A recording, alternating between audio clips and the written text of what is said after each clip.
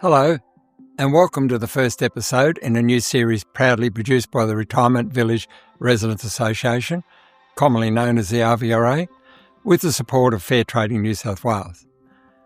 Over the course of 3 short videos, we'll take you through the key financial aspects of living in a retirement village, starting with the costs of entering a village, followed by the ongoing costs while you live there, and finally, the exit costs when you leave.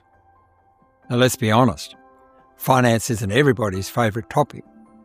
But money matters to all of us, and our goal is to make this series clear, practical and easy to follow. You may find some of this material confusing. If so, you might consider discussing this with a family member, a friend, or seek legal advice. So let's take a look at the legal framework that governs retirement villages in New South Wales and break down the costs you may expect when you move into one.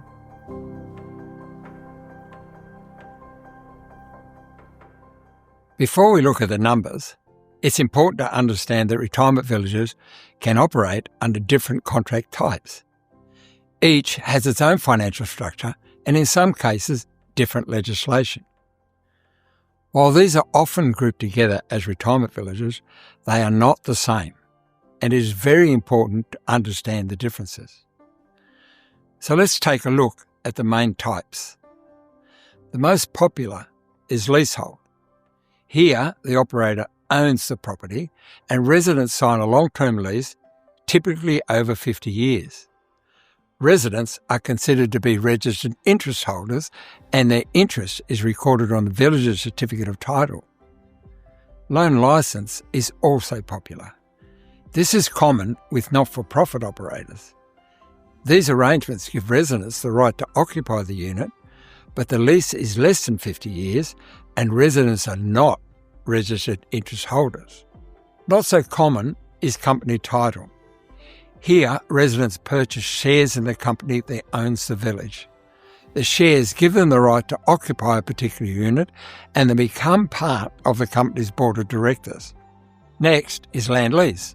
Residents own the dwelling but lease the land it sits on. While these communities are sometimes marketed as retirement villages, they are not legally considered so under New South Wales law. The last type is strata. Just like elsewhere, as in the general community, residents buy the unit under a sale of land contract and are part of an owner's corporation. Some villages have a mix of strata and leasehold.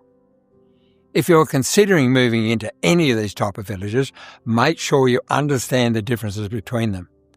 The choice you make will have financial implications when you enter the village and during your time in the village.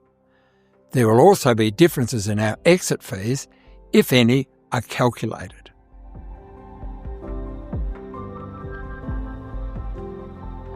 Because this series focuses on retirement villages as defined by New South legislation, we will limit our discussion to leasehold, loan licence and company title contracts, which cover around 80% of all contracts.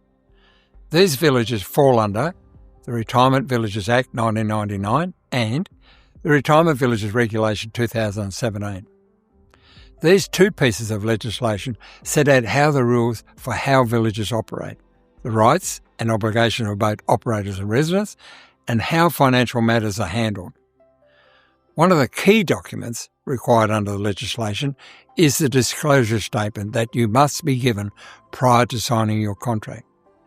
It spells out all the financial details relevant to your time in the village and provides you with key information to help you make your decision. Your individual contract is also crucial.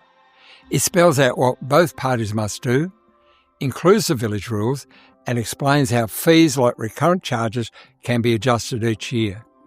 For more explanation, you may want to look at our video on our website titled Understanding Your Contract.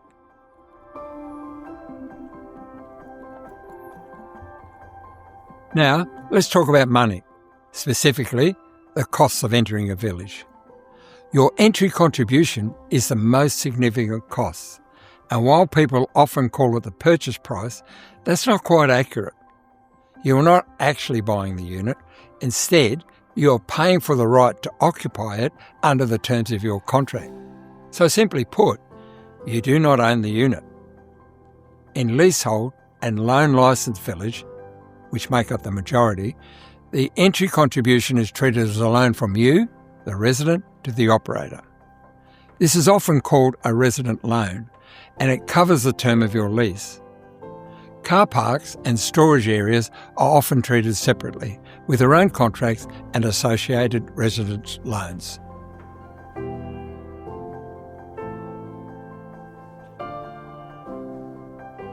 A newer trend in the industry is contract choice. Some operators now offer different pricing models. For example, you may elect to pay a higher entry contribution fee up front in exchange for no exit fees, or locking in your recurrent charges for the entire length of your stay. These options can offer peace of mind, but they can be also complex. That's why we strongly encourage you to get independent, qualified advice before signing anything. You should also budget for additional entry costs, such as legal fees for reviewing and witnessing your contract, a small charge to register your lease on the village title for long-term leases, and finally, there's the cost and maybe the fun of moving itself. But we'll leave that part up to you.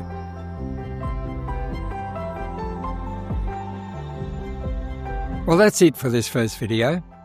We hope it's helped clarify what you're paying for when you enter a retirement village and why it matters to understand your contract.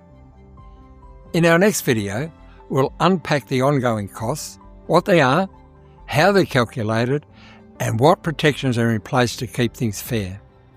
Thank you for watching, and we'll see you in video 2.